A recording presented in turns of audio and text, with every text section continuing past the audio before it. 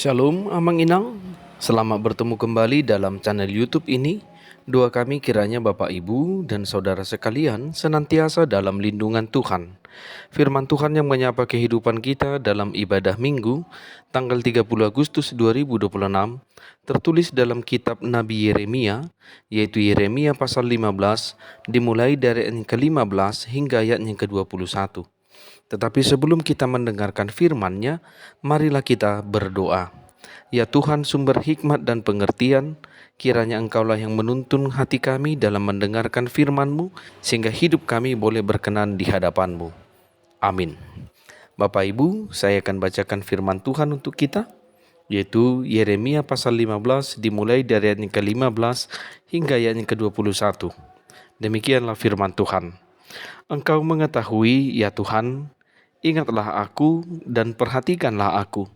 Lakukanlah pembalasan untukku terhadap orang-orang yang mengejar aku. Janganlah membiarkan aku diambil, karena panjang sabar-Mu. Ketahuilah bagaimana aku menanggung celaan oleh karena Engkau. Apabila aku bertemu dengan perkataan-perkataan-Mu, maka aku menikmatinya. Firman-Mu itu menjadi kegirangan bagiku dan menjadi kesukaan hatiku, sebab nama-Mu telah diserukan atasku, ya Tuhan Allah semesta alam. Tidak pernah aku duduk beria-ria dalam pertemuan orang-orang yang bersenda gurau. Karena tekanan tangan-Mu aku duduk sendirian, sebab Engkau telah memenuhi aku dengan geram. Mengapakah penderitaanku tidak berkesudahan dan lukaku sangat payah, sukar disembuhkan? Sungguh, Engkau seperti sungai yang curang bagiku, air yang tidak dapat dipercayai. Karena itu beginilah jawab Tuhan. Jika Engkau mau kembali, aku akan mengembalikan Engkau menjadi pelayan di hadapanku. Dan jika Engkau mengucapkan apa yang berharga dan tidak hina, maka Engkau akan menjadi penyambung lidah bagiku. Biarpun mereka akan kembali kepadamu, namun Engkau tidak perlu kembali kepada mereka. Terhadap bangsa ini, aku akan membuat engkau sebagai tembok berkubu dari tembaga. Mereka akan memerangi engkau, tetapi tidak akan mengalahkan engkau. Sebab aku menyertai engkau untuk menyelamatkan dan melepaskan engkau. Demikianlah firman Tuhan. Aku akan melepaskan engkau dari tangan orang-orang jahat dan membebaskan engkau dari genggaman orang-orang lalim. Sampai di sana pembacaan firman Tuhan. Bapak, Ibu, Saudara-saudari, jika kita perhatikan, pada zaman saat ini, orang rela membayar mahal demi mencari apa yang disebut dengan kegirangan atau kebahagiaan. Ada orang yang merasa girang kalau segala rencananya berjalan sesuai rancangannya. Ada orang yang merasa bahagia kalau dipuji di media sosial. Ada juga yang mencari kegirangan lewat hiburan, makanan enak, atau liburan mewah. Tetapi mari kita jujur, berapa lama kegirangan seperti itu bertahan? Ketika masalah datang, ketika tubuh mulai sakit, atau ketika lingkungan mulai memusuhi kita, semua kegirangan duniawi itu mendadak hambar dan lenyap.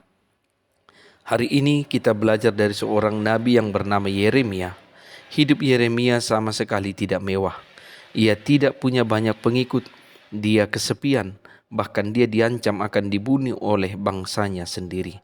Tetapi di tengah-tengah tekanan yang begitu hebat, Yeremia bisa berkata di ayat 16, "Firman-Mu menjadi kegirangan bagiku dan menjadi kesukaan hatiku." Bagaimana mungkin firman Tuhan bisa menjadi sumber kegirangan utama di tengah-tengah penderitaan yang luar biasa? Mari kita bedah rahasianya melalui teks Yeremia 15 ayat 15 hingga ayat yang ke-21. Bapak, Ibu, Saudara-saudari, dari perikop ini kita akan melihat 3 langkah bagaimana firman Tuhan bisa benar-benar menjadi kegirangan dan kekuatan bagi hidup kita. Yang pertama, memasukkan firman ke dalam batin, bukan sekedar tahu. Hal ini boleh kita lihat melalui ayat yang ke-16 dikatakan, "Apabila aku menemui perkataan-perkataanmu, maka aku memakannya, firman-Mu menjadi kegirangan bagiku."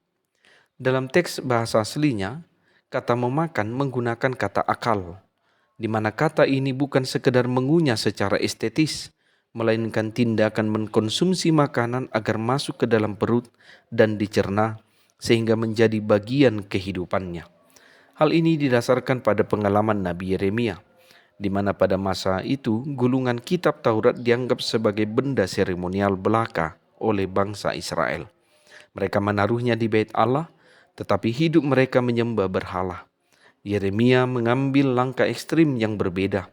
Ia tidak menaruh firman itu di rak bukunya. Ia menaruhnya di dalam perutnya, yaitu batinnya.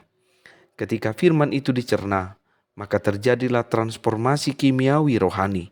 Firman itu berubah menjadi kegirangan dan kesukaan hatinya.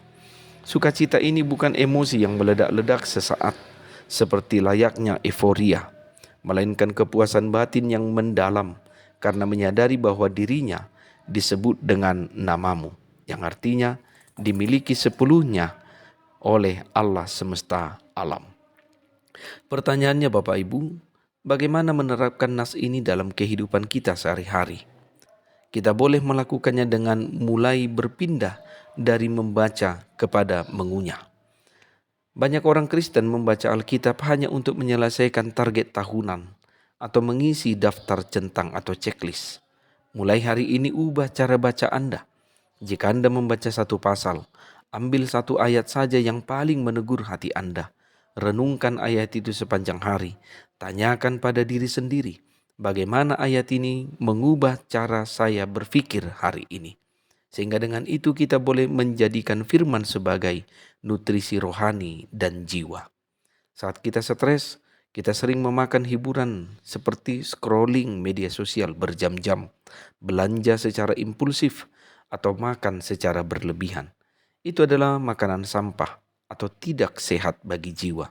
Mulai sekarang, saat jiwa Anda lapar dan lelah, larilah kepada Alkitabmu.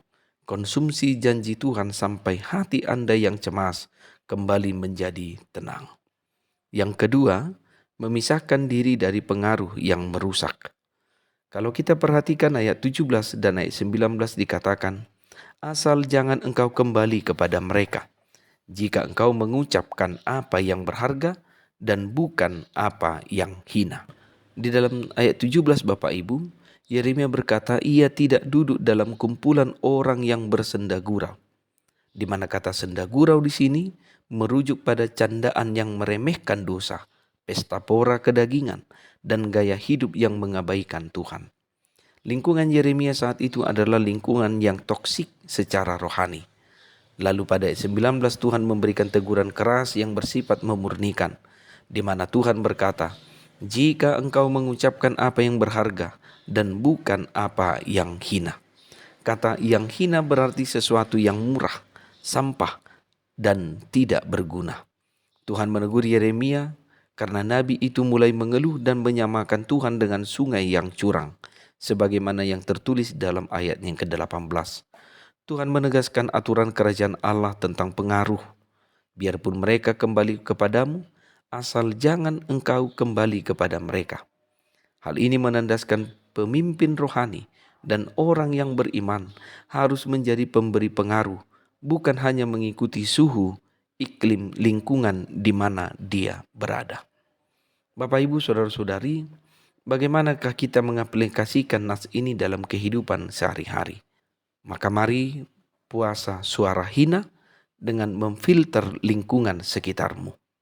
Kita tidak bisa bersuka cita karena firman Tuhan jika 90% waktu kita diisi oleh gosip di kantor, drama netizen di media sosial, atau tontonan yang menormalisasi perselingkuhan dan keserakahan. Mari untuk berani membuat batasan tentang apa yang dikehendaki oleh Tuhan dan yang tidak dikehendakinya. Jika sebuah lingkungan pertemanan membuat Anda rajin mengeluh dan menjauhi Tuhan, kurangi intensitas berkumpul dengan mereka. Hal ini akan menuntun kita untuk menjaga lidah dari perkataan sampah. Sebagaimana aplikasi ayat 19 adalah menjaga apa yang keluar dari mulut kita. Ketika menghadapi krisis ekonomi atau masalah keluarga, apakah mulut kita mengeluarkan kataan hinaan, makian, keputusasaan, atau kutukan, atau yang berharga, yaitu perkataan iman, janji Tuhan, dan berkat? Maka latihlah mulut kita untuk memperkatakan firman, bukan memperbesar masalah. Yang ketiga, Bapak Ibu, dikatakan memegang janji perlindungannya yang pasti. Pada ayat 20 hingga 21 dikatakan, sebab aku menyertai engkau untuk menyelamatkan dan melepaskan engkau. Demikianlah firman Tuhan. Bapak Ibu saudara-saudari, Tuhan berjanji kepada Yeremia, aku akan membuat engkau menjadi tembok tembaga yang teguh, sebagaimana yang tertulis dalam ayat 20. Dalam arsitektur kuno Timur Tengah, tembok kota biasanya terbuat dari batu bata lumpur atau batu alam yang bisa runtuh jika dihantam alat penumbuk. Namun, Tuhan memakai metafora tembaga, yaitu logam yang sangat kuat, mengkilap, dan tidak bisa ditembus oleh senjata apapun pada masa itu. Tuhan berkata, mereka akan memerangi engkau tetapi tidak akan mengalahkan engkau. Ini adalah konsep teologi perlindungan yang sangat kokoh. Perlindungan Allah tidak berarti ketiadaan konflik, melainkan jaminan kemenangan di tengah konflik.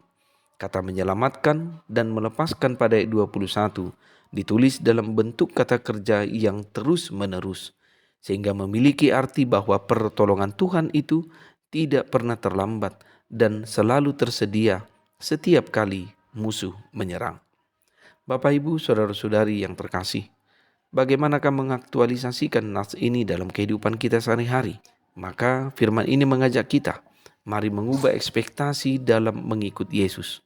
Hal ini sangat penting karena banyak orang Kristen yang kecewa dan kehilangan kegirangan karena berpikir bahwa setelah rajin berdoa dan membaca Alkitab, hidup mereka akan otomatis bebas dari masalah. Teks ini mengingatkan kita, tantangan, penolakan, atau masalah bisa saja datang silih berganti. Namun, mari kita pegang janji Tuhan. Masalah itu boleh datang memerangi Anda, tetapi atas izin Tuhan, mereka tidak akan pernah bisa menghancurkan kehidupanmu. Sehingga dengan janji itu, kita diminta untuk berdiri tegak dengan mentalitas tembok tembaga, di mana saat merasa diintimidasi oleh rasa takut akan masa depan, kegagalan, atau tekanan orang-orang yang tidak menyukai Anda, ingatlah, identitas baru Anda di dalam Tuhan. Anda bukan tembok tanah liat yang gampang retak oleh kritikan orang. Anda adalah tembok tembaga yang dijaga oleh Allah semesta alam. Maka hadapilah hari esok bukan dengan ketakutan, melainkan dengan iman yang kokoh, karena Tuhan ada di pihak kita. Bapak, Ibu, saudara-saudari yang terkasih, dunia menawarkan kegirangan yang palsu dan sementara. Namun firman Tuhan menawarkan kegirangan yang sejati, mendalam dan kekal. Ketika Yeremia merasa lelah, ia tidak lari kepada hiburan duniawi. Ia lari kepada firman Tuhan.